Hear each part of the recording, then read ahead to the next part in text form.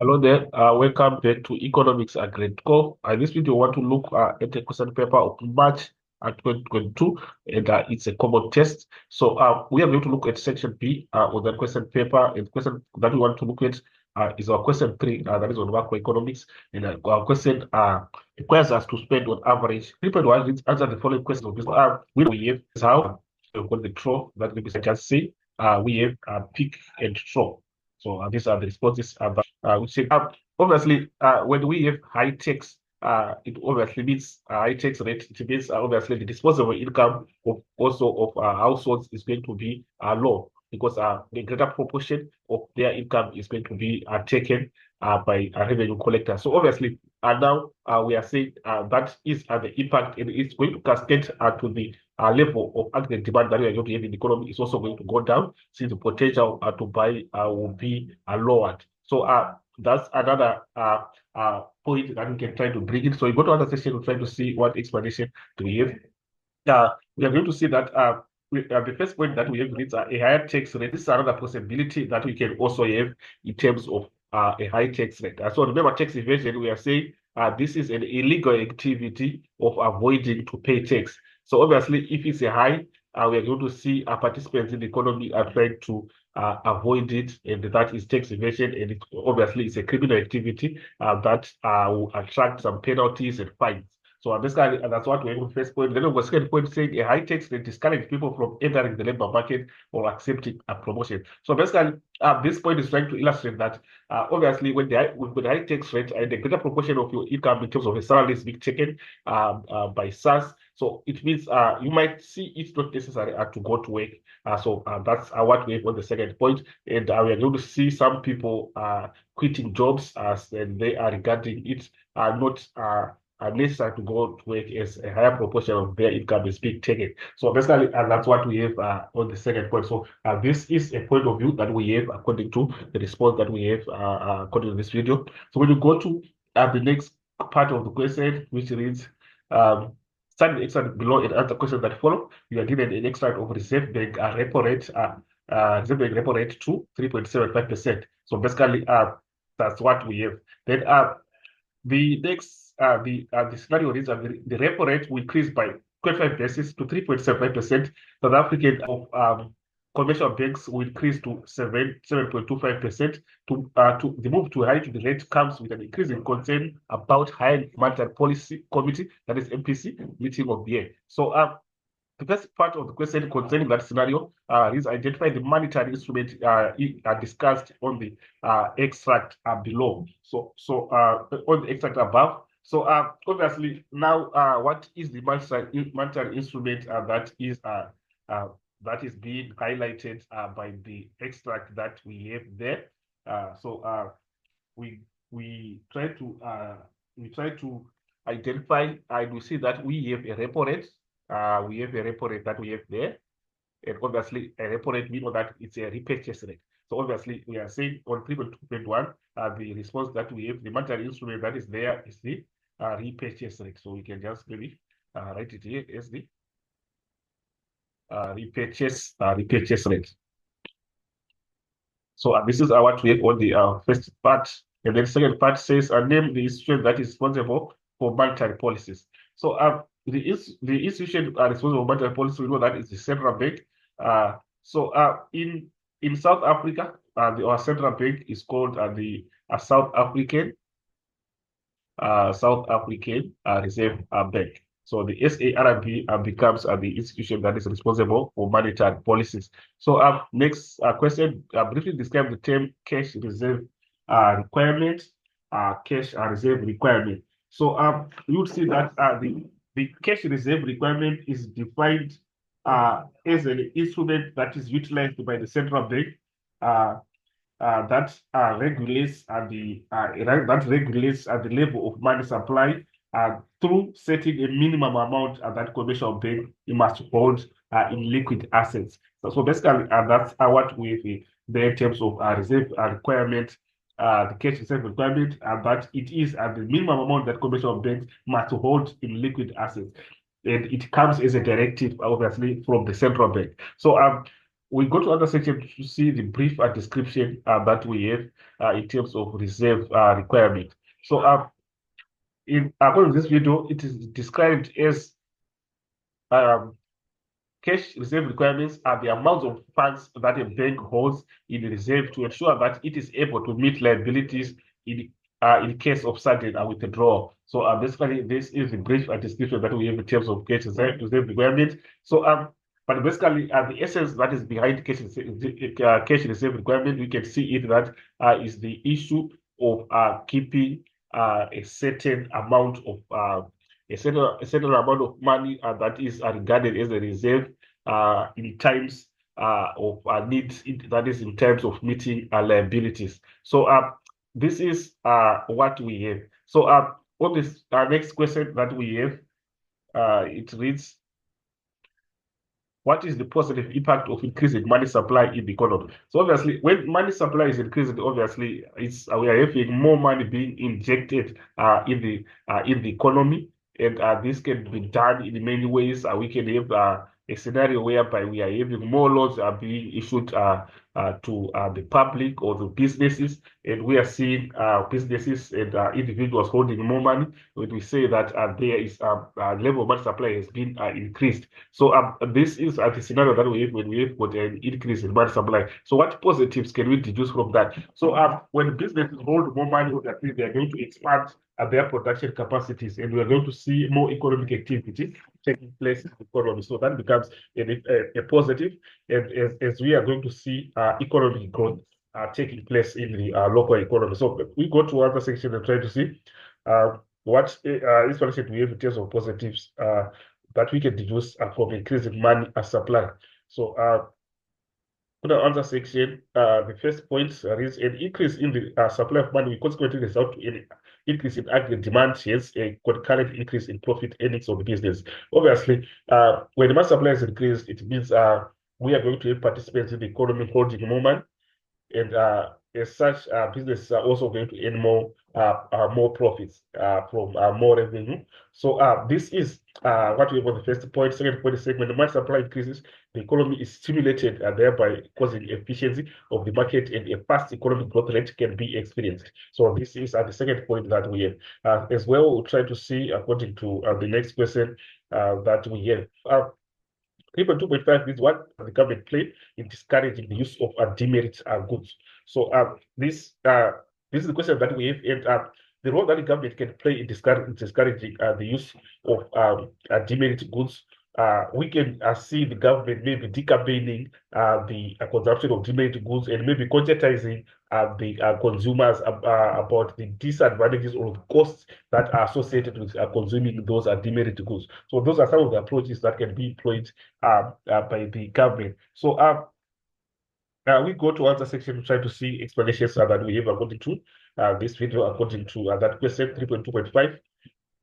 The government reduced consumption of demerit goods by levying in of excise duties on demerit goods. So by levying excise duties, we are making it costly, maybe for the consumption of those demerit goods. So that's another way that can be employed to reduce the consumption of demerit goods. Then, secondly, the government raised awareness about the negative impact on the use of demerit goods through campaigns. So this is they can conscientize the public about the demerits or the disadvantages that are associated with consuming these demerit goods. Then we go to last point: the government passed laws and regulations to limit consumption of these goods to decrease their harmful effect on society. So laws can also be passed to make it illegal, maybe to consume those demerit goods. So basically, it's another approach that can also be taken. So this is what we have on 3.2.5. Then we'll try to see in terms of the next question that we have,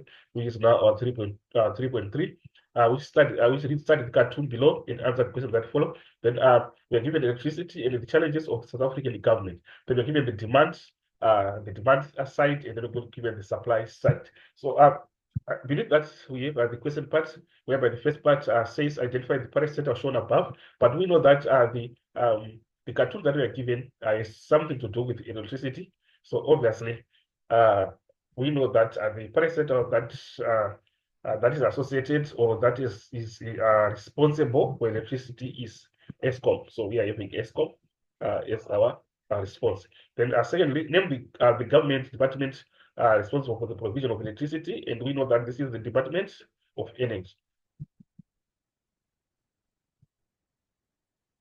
We have a Department of Energy, and our next question is saying briefly describe the term community goods. So now we have the explanation of our community goods that we have here that we can just try to use according to this video. Community goods refer to non-excludable goods that everyone can use, whether they are prepared to pay for them or not. So this is the brief description that we have in terms of community goods. Then our next point, explain the negative impact of giving bailouts to state-owned enterprises on the economy. So the question is asking for negative impact of giving a bailout to state-owned enterprises on the economy. So obviously, when bailouts are being given to state-owned enterprises, it means funds are being given to state-owned enterprises. So what negative impact does it have in the economy? Obviously, those funds might have been channeled to other important issues that are there in the economy, which becomes a negative impact. So it means there's going to be a reduction on the budget of some more important issues that we have in the economy, and those funds are being directed to those state-owned enterprises. So that becomes a negative impact. So let's see the first point saying bailouts that the government gives to state-owned enterprises increase government expenditure, thus retarding the ability of the state to focus on its macroeconomic objectives. So the first point is trying to illustrate that we've got more important macroeconomic objectives that can be focused on, but funds are being channeled to state-owned enterprise. So that becomes a negative impact. So next point is saying giving bailouts to state-owned enterprise shift the focus of the state resources away from development. So instead of focusing our resources on development, we are focusing on our resources to state-owned enterprise. So basically, that's what the second point is trying to point out. So we go to the next part of question 3.3.5. How does bureaucracy contribute to public sector failure? So obviously, we have a bureaucracy that we need to also understand. So it says that bureaucracy is a system of the government in which most of the important decisions are taken by the state. So that's bureaucracy. So how does it contribute to public sector failure? The first point, the prevalence of bureaucracy allows certain individuals, which are called bureaucrats, to obey rules and regulations and compromise service and delivery. So basically, the point is trying to illustrate that when there is a bureaucracy, we are going to see the bureaucracy that are individuals that have to obey the rules and regulations. So they put their focus on abiding by the rules and regulations.